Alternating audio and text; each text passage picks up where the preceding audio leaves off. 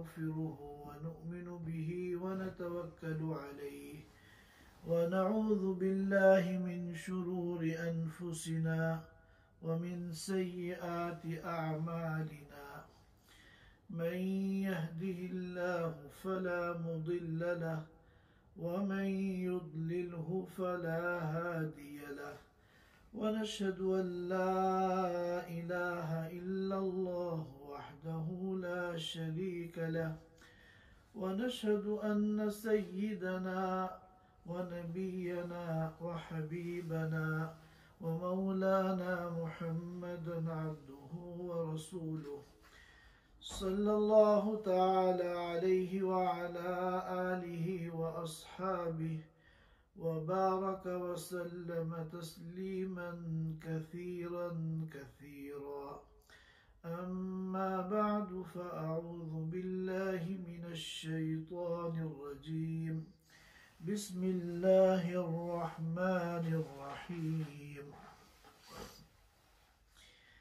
إنا أنزلناه في ليلة القدر وما أدراك ما ليلة القدر ليلة القدر خير من 1000 شهر تنزل الملائكة والروح فيها بإذن ربهم من كل أمر سلام هي حتى مطلع الفجر.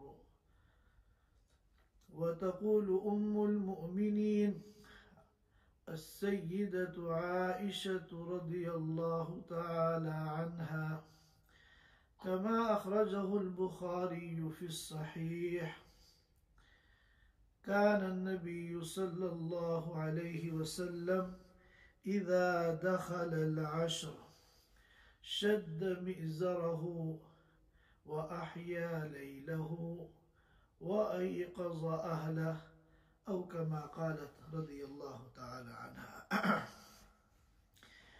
हज़रात सामीन किराम, रमज़ानुल मुबारक का अज़ीम शान महीना बड़ी तेज़ी के साथ जारी और सारी है। देखते ही देखते 2 अशरे गुज़र चुके हैं और तीसरा अशरा शुरू हो चुका है और खलीजी कैलेंडर के एतबार से आज 23 रमज़ानुल मुबारक है।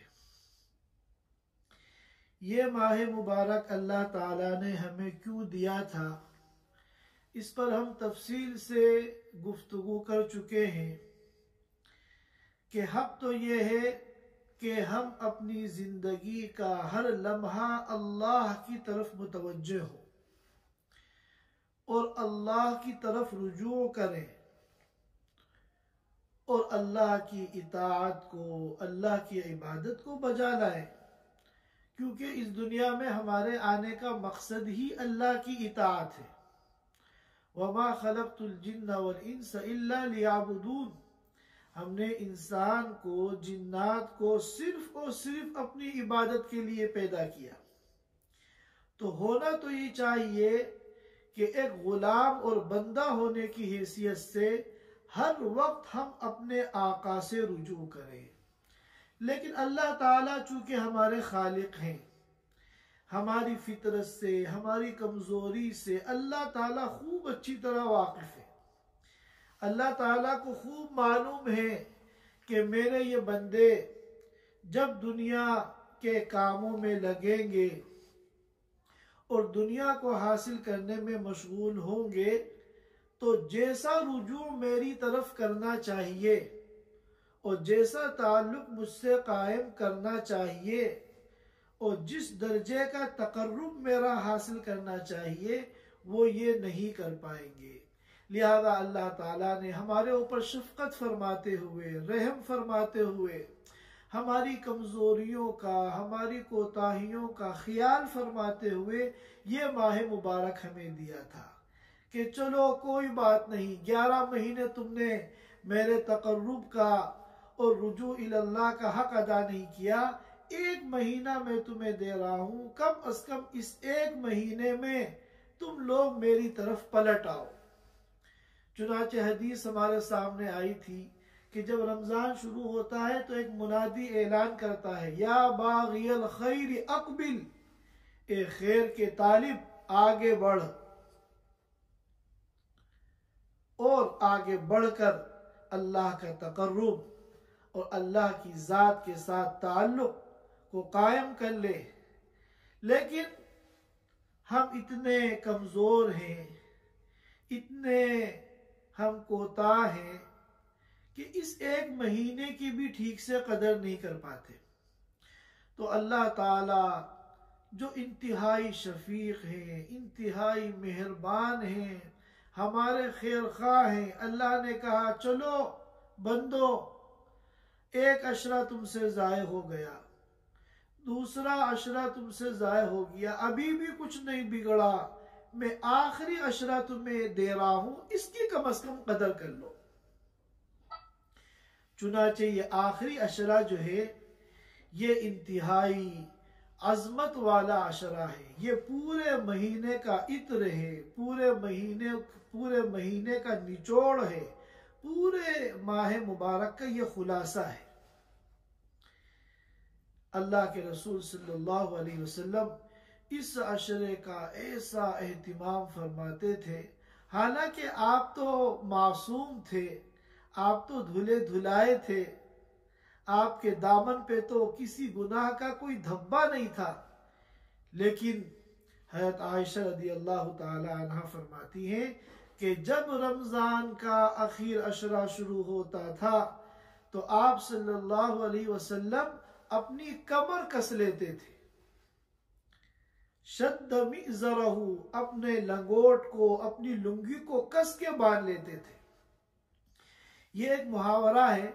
हम देखते हैं कि कोई आदमी जब ज्यादा मुश्किल और मेहनत का काम करने जाता है या कोई बहुत भारी चीज उठाना चाहता है जिसमें मेहनत ज्यादा है, मशक्कत ज्यादा है, तो वह पहले अपनी लुंगी को कसता है, उसके बाद फिर उस काम को शुरू करता है।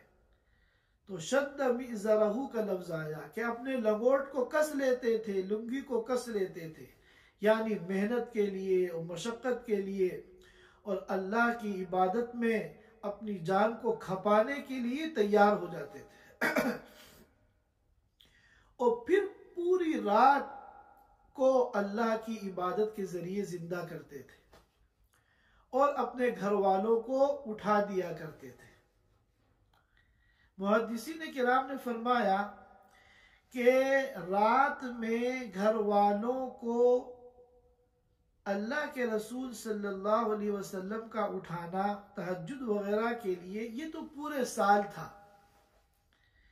लेकिन जब आखिर अशरा रमजान का आता था तो आप फरमाते थे कि भाई अब ये रातें सोने की नहीं है, ये रातें बिस्तरों पे जाने की नहीं है, ये रातें तो पूरी रात अल्लाह की इबादत की है। चुनाचे एक रिवायत में फरमाती है आयशा रदी अल्लाह ताला अन्हा कि रमजान के आखिर अशरे में जैसी मेहनत आप करते थे इबादत के अंदर, पूरे साल ऐसी मेहनत नहीं करते थे। और एक रिवायत में फरमाती है आयशा रदी अल्लाह ताला अन्हा कि मुझे याद नहीं कि आखिर अशरे की इन रातों के अलावा साल की किसी रात में आपने एक रात के अंदर पूरा कुरान खत्म किया हो या एक पूरी रात आपने इबादत की हो, एक लम्हे के लिए भी आप बिस्तर पर न गए हो। तो मेरे दोस्तों और भाइयों, ये बहुत ही मुबारक अय्याम है, बहुत ही कीमती औकात है, इसका एक एक लम्हा इतना कीमती है कि हम तसव्वुर नहीं कर सकते। तो ये जो रमजान का आखिर अशरा है इसकी कई खुसूसियात हैं। एक खुसूसियत तो ये है कि इस आखिर अशरे का एतिकाफ मसनून है। अल्लाह के रसूल सल्लल्लाहु अलैहि वसल्लम रमज़ान के आखिर अशरे के एतिकाफ का इंतहाई एहतिमाम फरमाते थे। इमाम ज़ुहरी रहमतुल्लाह अलैह फरमाते हैं, अजबन लिल मुस्लिमीन, कि मुझे मुसलमानों पे ताज्जुब होता है कि वो अमल जो अल्लाह के रसूल सल्लल्लाहु अलैहि वसल्लम ने मदीने पाक आने के बाद इंतकाल तक, वफात तक 1 साल भी नहीं छोड़ा। जब से अल्लाह के रसूल मदीने पाक हिजरत करके तशरीफ लाए थे, उस वक्त से लेकर वफात तक किसी साल के आखिर अशरे का, रमजान के आखिर अशरे का आपने एतिकाफ नहीं छोड़ा। तो जिस अमल का अल्लाह के रसूल ने इतना ज्यादा एहतिमाम किया हो, मुझे ताज्जुब होता है मुसलमानों पर कि मुसलमान रमजान के आखिर अशरे का एतिकाफ क्यों नहीं करते, इसका एहतिमाम क्यों नहीं करते। यह ऐसा अमल नहीं है कि अल्लाह के रसूल ने किसी साल आखिर अशरे में एतिकाफ किया, किसी में नहीं किया। पाबंदी के साथ अल्लाह के रसूल सल्लल्लाहु अलैहि वसल्लम ने एतिकाफ किया है। लेकिन मुसलमानों को अगर हम देखें और गौर करें तो शायद 5% भी मुसलमान ऐसे नहीं मिलेंगे जो आखिर अशरे का पूरा एतिकाफ करते हैं। एक तो नफिल एतिकाफ है, उसके लिए तो कोई वक्त मुतय्यन नहीं है। जब भी आप मस्जिद में दाखिल हो, नियत कर लें, नवैतुल एतिकाफ मा दुम्तु फिल मस्जिद, मैं जब तक मस्जिद में रहूंगा इतनी देर में एतिकाफ की नियत करता हूं। तो इसके लिए तो न रमजान मुतय्यन है न गैर रमजान, आप कभी भी कर सकते हैं और जितनी देर के लिए चाहे कर सकते हैं। लेकिन रमजान के आखिर अशरे का, पूरे अशरे का जो एतिकाफ है ये मसनून है। अब जाहिर है कि आखिर अशरे में एतिकाफ के लिए ज़रूरी है कि 20 रमज़ान में गुरूब शम्स से पहले पहले मोतकिफ अपने मोतकफ में दाखिल हो जाए। मर्द हजरात का जो मोतकफ है, यानी जहां वो एतिकाफ करेंगे, वो तो मसाजिद है। कुरान ने कहा व अंतुम आकिफून फिल मसाजिद। औरतें जो है वो अपने घर के अंदर किसी हुजरे को, किसी कोने को पर्दे वगैरह डालकर मुतय्यन करती हैं और उसमें एतिकाफ करती हैं। तो आखिर अशरे का एतिकाफ जो मसनून है, उसमें ज़रूरी है कि 21वीं शब दाखिल होने से पहले पहले एतिकाफ करने वाला अपने एतिकाफ की जगह में पहुंच जाए। जाहिर है कि यह वक्त तो निकल चुका है। आज तो रमज़ान की 23 तारीख है। अब तो हम यही दुआ कर सकते हैं कि अल्लाह जो तेरे नेक बंदे तेरी तौफीक से इस साल एतिकाफ में बैठे हैं, तू उनके एतिकाफ को कबूल फरमा ले, उनकी दुआओं में हमें भी शामिल फरमा ले। और ये नीयत करें, अज़्म करें और दुआ करें कि अगले साल इंशाअल्लाह हम ज़रूर एतिकाफ में बैठेंगे, हम ज़रूर एतिकाफ करेंगे। हम इस अमल को जैसी अहमियत देनी चाहिए, अल्लाह के रसूल सल्लल्लाहु अलैहि वसल्लम के कौल से और आपके फ़ेल से जैसी अहमियत साबित होती है, आम तौर पर मुसलमानों का ऐसा एहतिमाम इस अजीम मसनून अमल की तरफ और तवज्जो नहीं है। दूसरी खुसूसियत इस आखिर अशरे की है शब कद्र, एक ऐसी रात जो इंतहाई अजीम शान रात है, जिसकी अजमतों का, बरकतों का हम तसव्वुर ही नहीं कर सकते। इस रात की फजीलत में अल्लाह ताला ने पूरी एक सूरतुल कद्र कुरान पाक में नाजिल फरमाई, जिसकी मैंने अभी तिलावत की आप हजरात के सामने। और सूरतुल दुखान की जो इब्तिदाई आयतें हैं, हामीम वल किताबिल मुबीन इन्ना अंज़लनाहु फी लैलतिन मुबारकतिन इन्ना कुन्ना मुनज़िरीन फीहा युफ़रक़ु कुल्लु अम्रिन हकीम अम्रन मिन इंदिना इन्ना कुन्ना मुरसिलीन। राजे तफसीर के मुताबिक इन मुबारक आयतों में जिस रात का तज़किरा है, वो भी शब कद्र है। शब कद्र के बारे में कुरान ने क्या कहा? फरमाया लैलतुल क़द्री खैरुम मिन अल्फि शहर। शब कद्र जो है 1000 महीनों से बेहतर है। जब 1000 महीनों का हिसाब लगाया गया तो पता चला कि 83 साल और 4 महीने बनते हैं।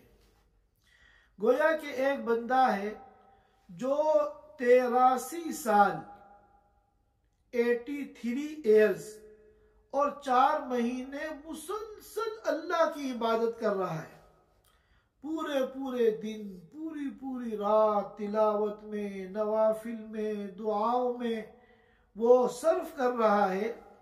वो उसको जितना अजर मिलेगा, उसको जितना सवाब मिलेगा, उसको जितनी नेकियां मिलेंगी, उससे कहीं ज्यादा उस शख्स को मिलेगी जो इस एक शब कद्र में अल्लाह की इबादत कर रहा है। और यह नहीं फरमाया कि शब कद्र 1000 महीनों के बराबर है, बराबर नहीं फरमाया, बल्कि फरमाया लैलतुल क़द्री खैरुम मिन अल्फि शहर, 1000 महीनों से बेहतर है। कितना ज्यादा बेहतर है ये अल्लाह ही जानते हैं, क्योंकि खैरुन का लफ्ज अरबी जबान में मामूली फर्क के लिए इस्तेमाल नहीं होता है। जहां 19-20 का फर्क हो वहां खैरुन का लफ्ज इस्तेमाल नहीं होता। जहां गैर मामूली फर्क हो दो चीजों के दरमियान, वहां यह लफ्ज इस्तेमाल होता है। मालूम हुआ कि इस एक रात की इबादत का सवाब 83 साल 4 महीने की इबादत से गैर मामूली ज्यादा फजीलत रखता है। और ये जो शब कद्र है, ये कौन सी रात है, इस सिलसिले में पहले अल्लाह के रसूल सल्लल्लाहु अलैहि वसल्लम को बता दिया गया था।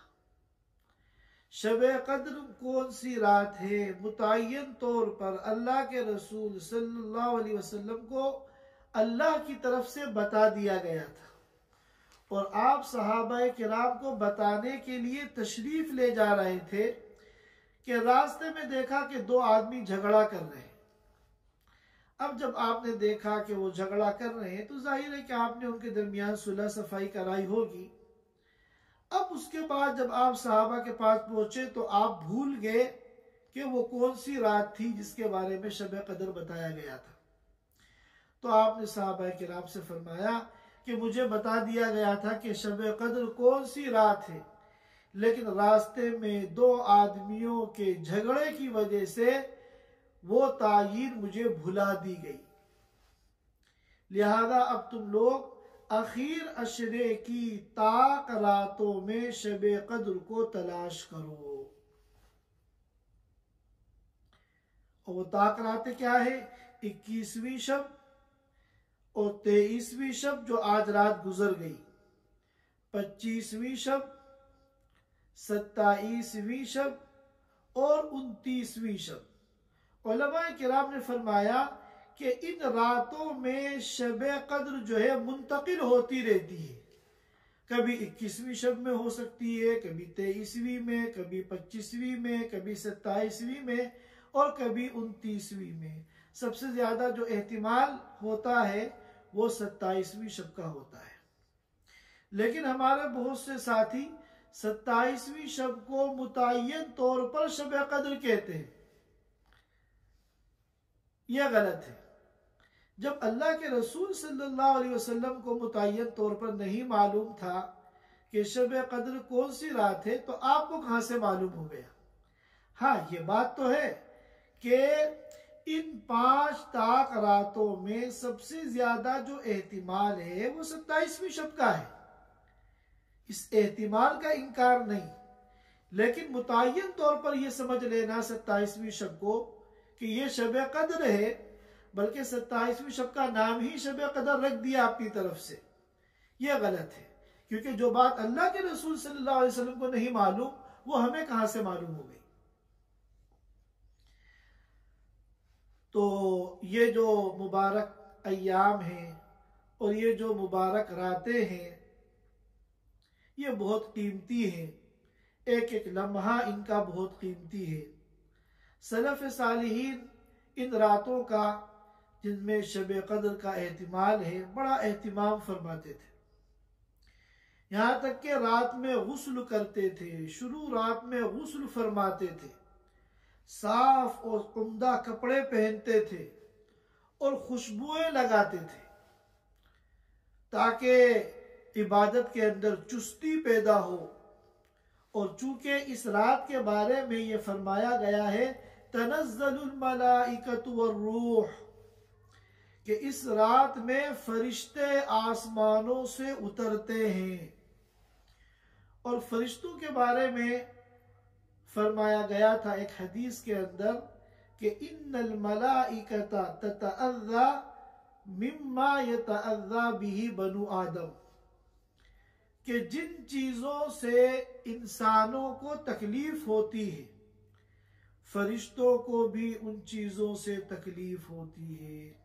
चुनाचे फरमाया गया था कि प्याज वगैरह खाकर मस्जिद में मत जाओ, क्योंकि मस्जिद जो है यहाँ रहमत के फरिश्ते होते हैं। और प्याज की बू जब मुंह से आएगी तो जिस तरह एक आम इंसान को तकलीफ होती है, ये स्मेल परेशान करती है, इसी तरह फरिश्तों को भी इससे तकलीफ होती है। लिहाजा ये हजरात गुस्ल करके कपड़े पहन के खुशबू लगाते थे, क्योंकि फरिश्ते जो उतरेंगे इस रात में, कहीं ऐसा न हो कि हमारे जिस्म की बदबू से, हमारे कपड़ों की गंदगी से इन फरिश्तों को तकलीफ हो। और फिर पूरी रात सिर्फ अपनी ज़रूरियात को पूरा करते थे। अपने जो बशरी तकाज़े थे, खाना पीना, हम्माम जाना, बस इनको पूरा करते थे। बाकी सारा वक्त अल्लाह की इबादत में गुजारते थे, कुरान की तिलावत में गुजारते थे, नवाफिल में गुजारते थे, और अल्लाह ताला के सामने रोना धोना, गिड़गिड़ाना और आजिज़ी और मस्कनत के साथ दुआएं मांगना, इसका एहतिमाम करते थे। सुफियान सोरी रहमतुल्लाह अलैह ने फरमाया कि शब कद्र में, यानी उन मुबारक रातों में जिनमें शब कद्र का एहतिमाल है, मुझे कसरत नवाफिल से ज्यादा कसरत दुआ पसंद है। नवाफिल भी पढ़ें लेकिन दुआ का एहतिमाम ज्यादा करें, क्योंकि दुआ के अंदर जो इजहार बंदगी है और जो इजहार आजिज़ी है, बंदा अपने आका के सामने, एक गुलाम अपने आका के सामने गिड़गिड़ाता है, रोता है, इसमें जितनी अब्दियत है वो दूसरे अमल में नहीं है। लिहाजा दुआओं का खूब एहतिमाम किया जाए इन रातों के अंदर।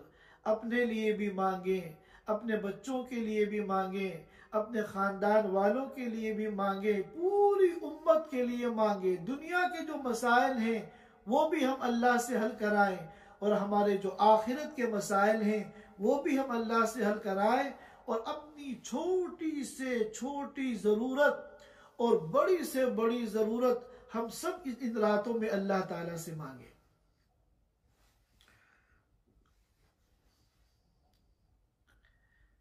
लेकिन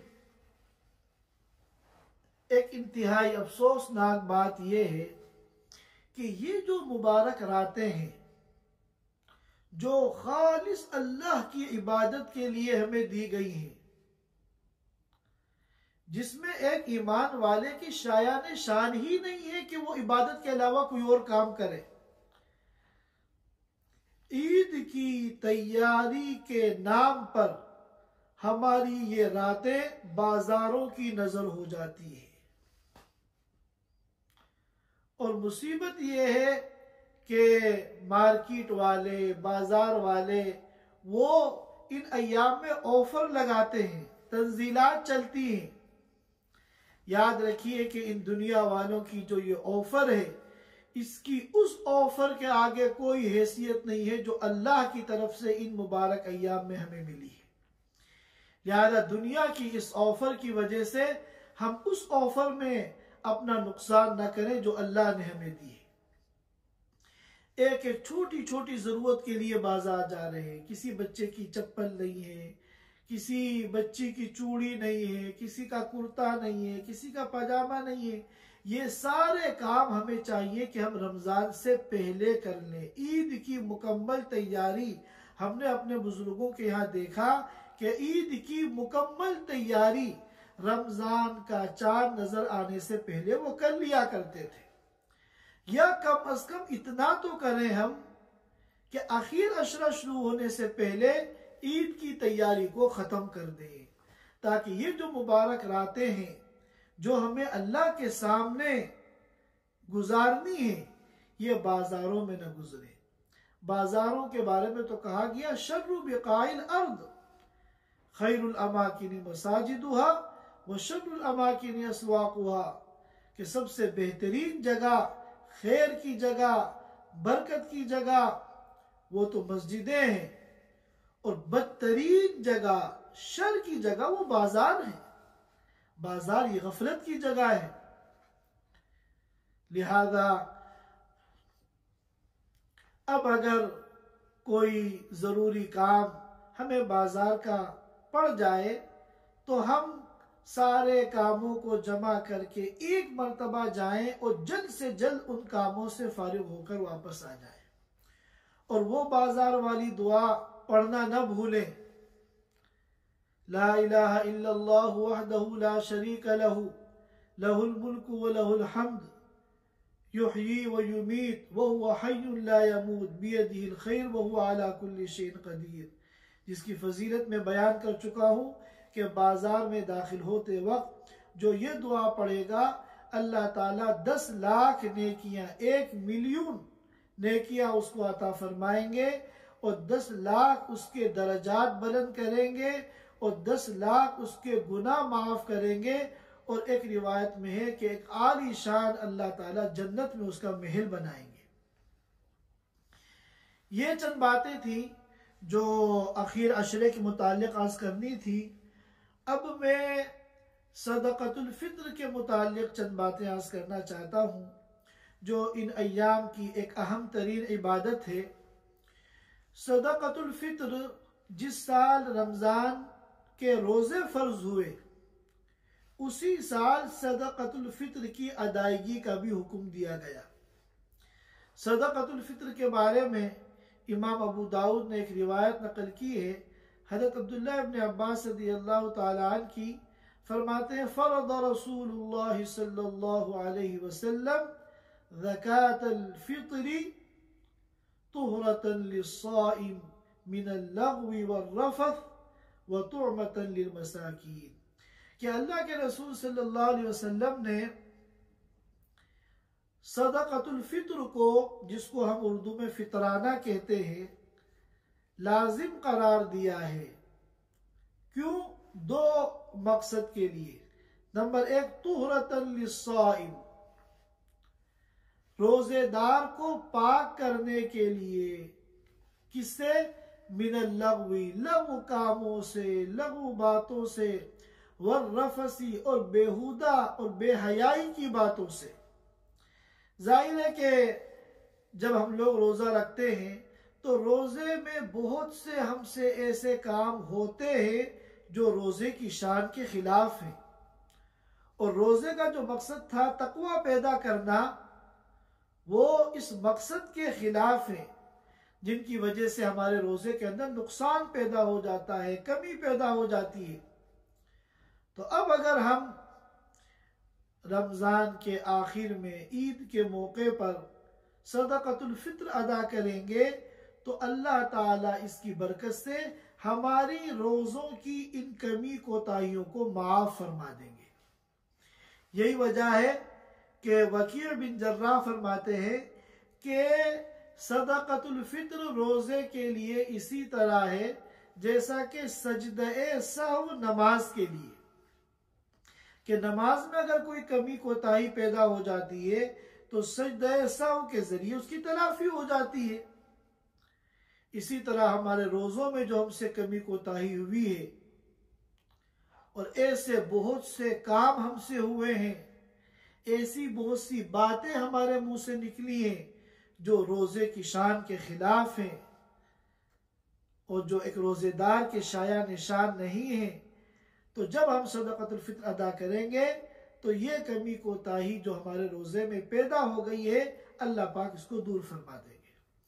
और दूसरा मकसद फरमाया वो तुअमतन लिल मसाकीन, और सदक़तुल फित्र इस उम्मत के मालदारों पर इसलिए लाजिम कर दिया गया ताकि जो फुकराए उम्मत हैं, इस उम्मत के गरीब लोग हैं, उनके लिए खाने पीने का इंतज़ाम हो जाए।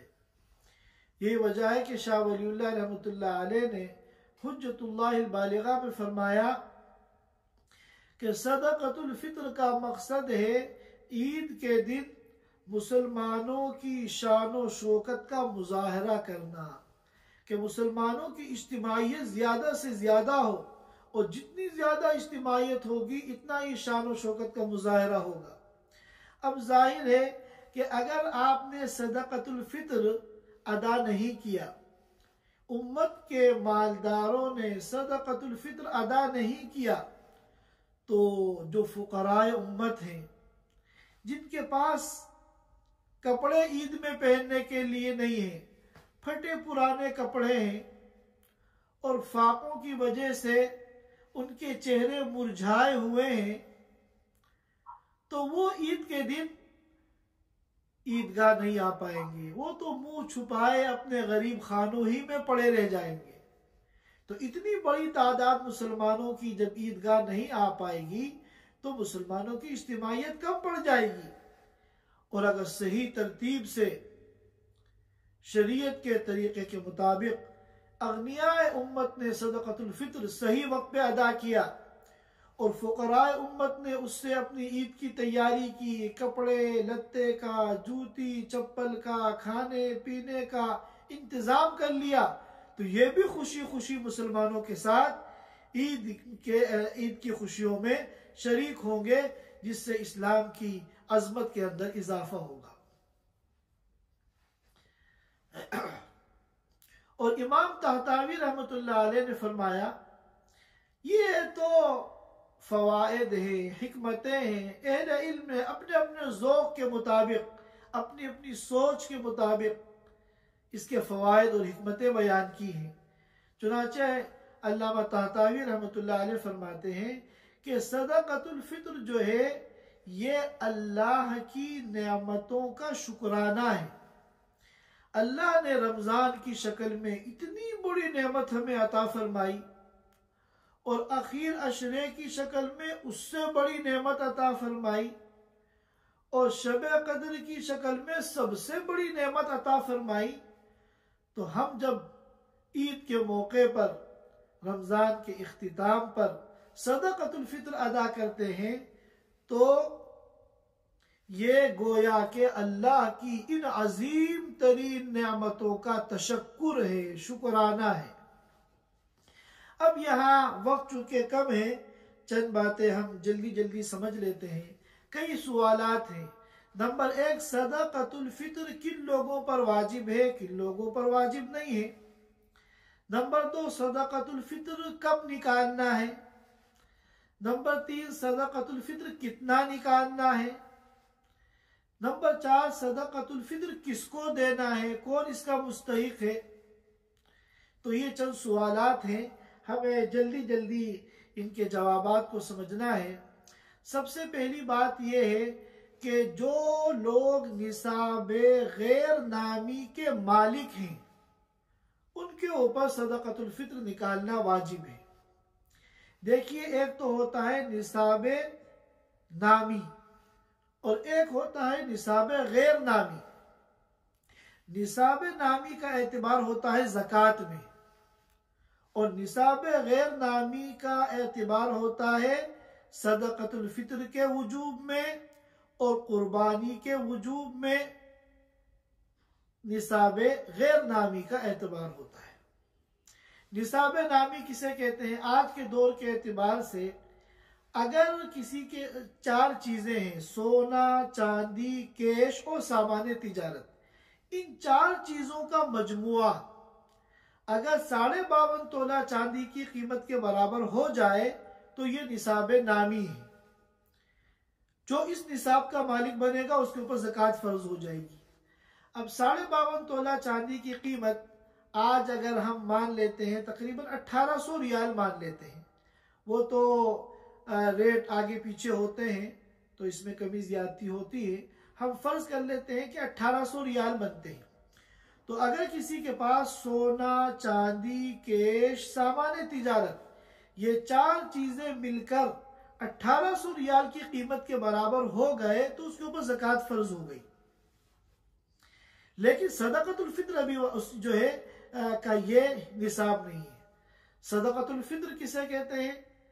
सदक़तुल फित्र वाजिब होता है उस शख्स पर जो निसाब गैर नामी का मालिक है। निसाब गैर नामी किसे कहते हैं? जिसमें इन चार चीजों के साथ एक पांचवी चीज भी हो। और वो पांचवी चीज क्या है? जरूरत से ज्यादा इस्तेमाल का सामान। अब कुछ कपड़े हमारे पास इतने ऐसे होते हैं 6-6 महीना, 8-8 महीना, साल भर उनको इस्तेमाल करने की नौबत नहीं आती। घरों में ऐसे बर्तन होते हैं पूरे पूरे साल उनके इस्तेमाल की नौबत नहीं आती। ऐसी चादरें वगैरह होती हैं घरों के अंदर, पूरे पूरे साल उनकी इस्तेमाल की नौबत नहीं आती। ये सब जरूरत से ज्यादा सामान है। तो निसाब गैर नामी किसे कहते हैं? कि जिसके पास सोना, चांदी, कैश, सामान तिजारत और जरूरत से ज्यादा इस्तेमाल का सामान, ये पांचों चीजें मिलकर 52.5 तोला चांदी की कीमत के बराबर हो जाए, यानी तकरीबन 1800 रियाल की कीमत के बन जाए, तो ये बंदा निसाब गैर नामी का मालिक बन जाएगा। इसके ऊपर सदक़तुल फित्र भी वाजिब हो जाएगा और कुर्बानी भी वाजिब हो जाएगी। अब मैं एक मिसाल देके समझाता हूं कि एक आदमी है जिसके पास सोना, चांदी, कैश, सामान तिजारत, ये सारी चीजें मिलाकर 1500 रियाल की कीमत का ये सामान है और उसके पास जरूरत से ज्यादा इस्तेमाल का सामान है जिसकी कीमत बनती है 500 रियाल। तो चार चीजों के एतबार से यानी निसाब नामी के एतबार से तो ये 1500 रियाल का मालिक है। लेकिन जब पांचवी चीज हम मिला रहे हैं, जरूरत से ज्यादा इस्तेमाल का सामान, तो अब ये मालिक बन गया 2000 रियाल का। तो अब इस शख्स के ऊपर कुर्बानी तो वाजिब नहीं है क्योंकि निसाब नामी के एतबार से ये साहिब निसाब नहीं है, सिर्फ 1500 रियाल का मालिक है और निसाब की कीमत जो हमने तय की है वो 1800 रियाल है। अलबत्ता निसाब गैर नामी का ये मालिक है क्योंकि जरूरत से ज्यादा इस्तेमाल के सामान की कीमत जब हम जोड़ रहे हैं तो ये 2000 रियाल का मालिक बन गया। तो इसके ऊपर ज़कात तो फर्ज नहीं है क्योंकि निसाब नामी का मालिक नहीं है, लेकिन सदक़तुल फित्र इसके ऊपर वाजिब है और कुर्बानी इसके ऊपर वाजिब है क्योंकि ये निसाब गैर नामी का मालिक है। अच्छा, सदक़तुल फित्र कितना निकालना है? हदीस में मुख्तलिफ मिक़दार बयान की गई है।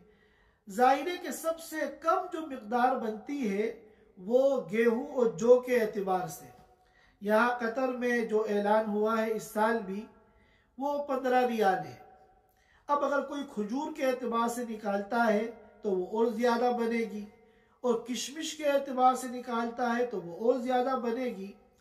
तो इन तफसीलात में जाए बगैर इतनी बात जहन में रखें कि कम से कम जो सदक़तुल फित्र की मिक़दार है कतर में रहने वालों के लिए वो 15 रियाल है। ज्यादा से ज्यादा जिसको अल्लाह ने जितनी हैसियत दी है वो सदक़तुल फित्र निकाले, लेकिन 15 रियाल से कम अगर निकालेगा तो सदक़तुल फित्र अदा नहीं होगा। और तीसरा सवाल कि कब निकालना है, इसका जो आखिरी वक्त है वो ईदगाह जाने से पहले पहले निकालना है। लेकिन चूंकि सदक़तुल फित्र का मकसद ये है कि गरीब लोग ईद की तैयारी कर लें, इसलिए बेहतर ये है कि हम कुछ पहले दें। चुनाचे अब्दुल्लाह इब्न उमर रज़ियल्लाहु ताला अन्हु जिनको इत्तिबा सुन्नत की तस्वीर कहा जाता है, उनका मामूल था कि ईद से 2 दिन पहले वो निकाल दिया करते थे सदक़तुल फित्र, ताकि गरीबों को तैयारी का मौका मिल जाए। और अहनाफ के यहाँ ये मसला है कि पूरे रमज़ान किसी वक्त भी अगर आप सदक़तुल फित्र निकालेंगे तो इसकी गुंजाइश है, आप निकाल सकते हैं। और इसी तरह आखिरी सवाल कि सदक़तुल फित्र किसको देना है, तो इसका जवाब बहुत आसान है। जो ज़कात का मुस्तहिक है, यानी जो निसाब गैर नामी का भी मालिक नहीं है, उसको सदक़तुल फित्र दे सकते हैं। वो सदक़तुल फित्र का मुस्तहिक है। जो ज़कात का मुस्तहिक है वही सदक़तुल फित्र का मुस्तहिक है। और वो कौन है? जिसके पास निसाब गैर नामी भी नहीं है। अब यहाँ 1-2 मसले हैं, उसको भी आप समझ लें। एक मसला तो ये है कि किसी एक मुस्तहिक को एक फितराने से कम देना ये मकरूह है। सदक़तुल फित्र तो अदा हो जाएगा, लेकिन इसमें कराहत है।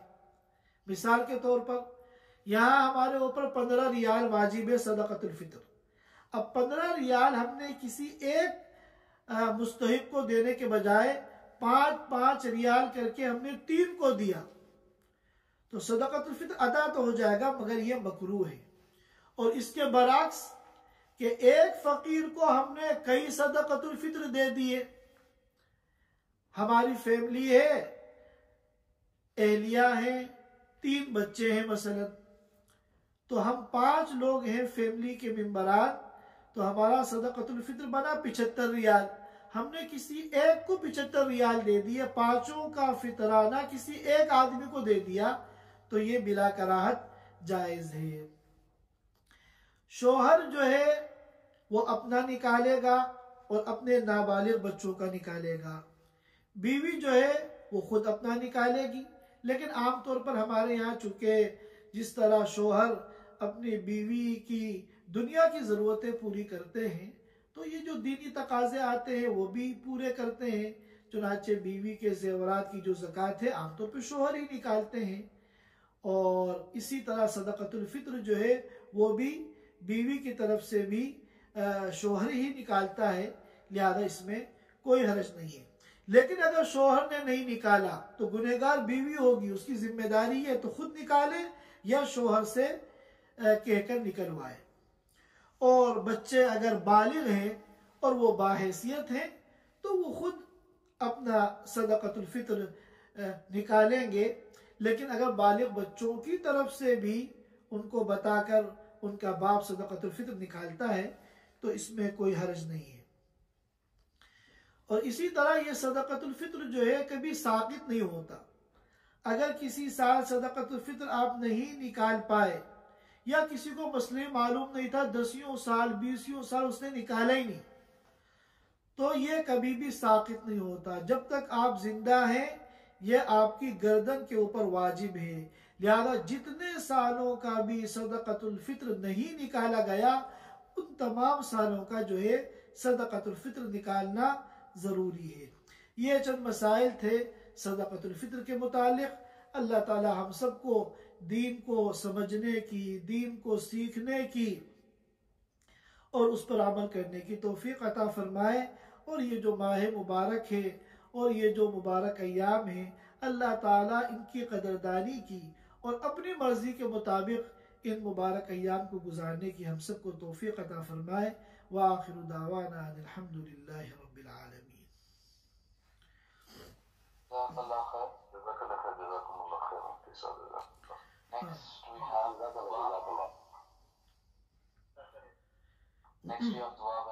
जी अच्छी बात, दुरूद शरीफ पढ़ लें। अल्लाहुम्मा सल्ली अला मुहम्मद व अला आलि मुहम्मद कमा सल्लैता अला इब्राहीम व अला आलि इब्राहीम इन्नका हमीदुम मजीद। रब्बना ज़लमना अनफुसना व इल्लम तग़फिर लना व तरहमना लनकूनन्न मिनल खासिरीन। रब्बिग़फिर वरहम व तजावज़ अम्मा तअलम इन्नका अंतल अअज़्ज़ुल अकरम। रब्बिग़फिर वरहम व अंत खैरुर राहिमीन। अल्लाहुम्मा इन्ना नस्अलुकल अफ़्व वल आफ़िया, अल्लाहुम्मा इन्ना नस्अलुकल अफ़्व वल आफ़िया, अल्लाहुम्मा इन्नका अफ़ून करीम तुहिब्बुल अफ़्व फ़अफ़ु अन्नी, अल्लाहुम्मा इन्नका अफ़ून करीम तुहिब्बुल अफ़्व फ़अफ़ु अन्नी, अल्लाहुम्मा इन्नका अफ़ून करीम तुहिब्बुल अफ़्व फ़अफ़ु अन्नी, रब्बना आतिना फ़िद दुनिया हसना व फ़िल आखिरति हसना व क़िना अज़ाबन्नार।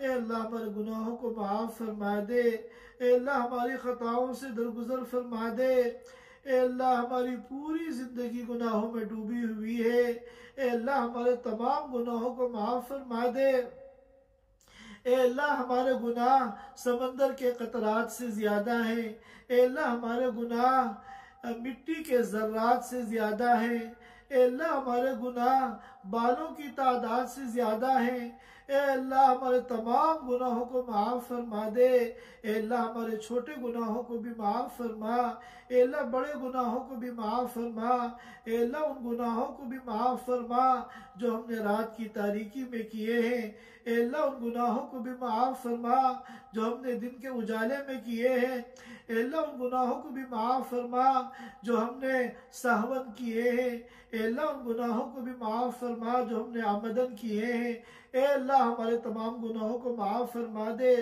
ए अल्लाह हम आपसे मग़फ़िरत की भीख मांगते हैं, ए अल्लाह हमारा दामन आपके सामने उठा हुआ है, हम आपसे मग़फ़िरत की भीख मांगते हैं, ए मालिक हमारी झोली में मग़फ़िरत डाल दे, ए अल्लाह आप करीम हैं और हमने सुना है करीम के दरबार का भिखारी खाली हाथ नहीं जाता, ए अल्लाह हमारी झोली में मग़फ़िरत डाल दे, हमारे तमाम गुनाहों को माफ़ फरमा दे, ए अल्लाह हमारे तमाम गुनाहों पर माफ़ी का कलम फेर दे, ए अल्लाह हम इक़रारी मुजरिम हैं, ए अल्लाह हमें अपने जुर्म का एतराफ़ है, ए अल्लाह हमारे तमाम गुनाहों को माफ़ फरमा दे, ए अल्लाह हर खैर से हम सबको माला माल फरमा दे और हर शर से हमारी हिफाजत फरमा ले, ए अल्लाह ये माह मुबारक तेरा मेहमान आया, ए अल्लाह इसका अक्सर हिस्सा हमारी गफलत की नज़र हो गया, हमारी कोताही और नाकदरी की नज़र हो गया,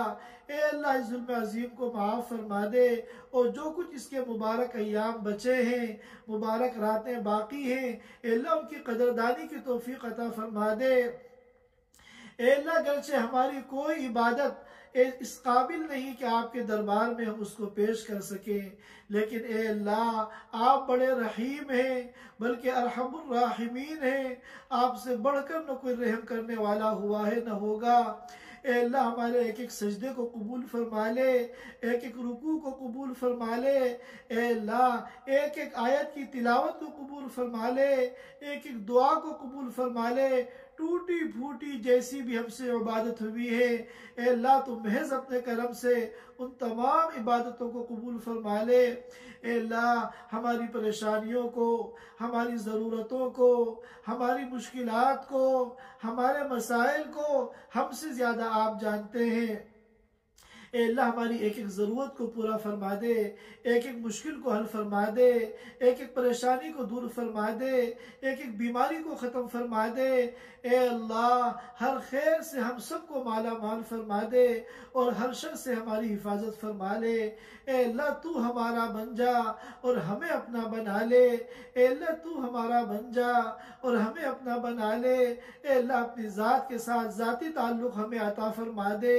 ए अल्लाह हमारी बिगड़ी बना दे, ए अल्लाह हमारी बिगड़ी बना दे, ए अल्लाह हमारे ऊपर रहम फरमा दे, ए अल्लाह तूने अगर हमारे ऊपर रहम न फरमाया तो हमारे आमाल ऐसे हैं कि अल्लाह हम तबाह हो जाएंगे, अल्लाह हम बर्बाद हो जाएंगे, अल्लाह हम किसी को मुंह दिखाने के काबिल नहीं बचेंगे, अल्लाह तू करम फरमा दे, रहम फरमा दे, फजल फरमा दे, हमारी कोताहियों को माफ़ फरमा दे, हमारे गुनाहों को माफ़ फरमा दे, ए अल्लाह इस माह मुबारक को ए अल्लाह वसूल करने वाला बना दे, कदर करने वाला बना दे, ए अल्लाह अल्लाह तू अपनी मर्जी के मुताबिक इस माह मुबारक को गुजारने वाला बना दे। ए अल्लाह हर खैर से हम सबको माला माल फरमा और हर शर से हिफाजत फरमा। ए अल्लाह हमारी बेहतरीन तरबियत फरमा, हमारी जान की, माल की, ईमान की, आमाल की, इखलास की, अखलाक की, मुआशरे की, आबरू की, इस्तेदाद की पूरी पूरी हिफाजत फरमा। अल्लाह रूहानी बीमारियों से भी शिफा अता फरमा। अल्लाह जिस्मानी बीमारियों से भी शिफा अता फरमा। ए अल्लाह रूहानी जिस्मानी कुव्वतों से हमको आरास्ता फरमा। ए अल्लाह फिर उन कुव्वतों को अपनी मर्जी के मुताबिक इस्तेमाल करने की हम सबको तौफीक अता फरमा। ए अल्लाह जो कुछ हमने मांगा है वो भी हमें अता फरमा दे। ए अल्लाह जो मांगने से रह गया वो भी हमें अता फरमा दे। ए अल्लाह हमें तो मांगना भी नहीं आता, ए अल्लाह तू बगैर मांगे अता फरमा दे। अपने इन नेक बंदों की आमीन की बरकत से ए अल्लाह इन दुआओं को कबूल फरमा। सुब्हान रब्बिका रब्बिल इज्जति अम्मा यसिफून व सलामुन अलल मुरसलीन वल्हम्दुलिल्लाहि रब्बिल आलमीन। Thanks for watching. Don't forget to like, comment, share and subscribe to Al Wahid channel.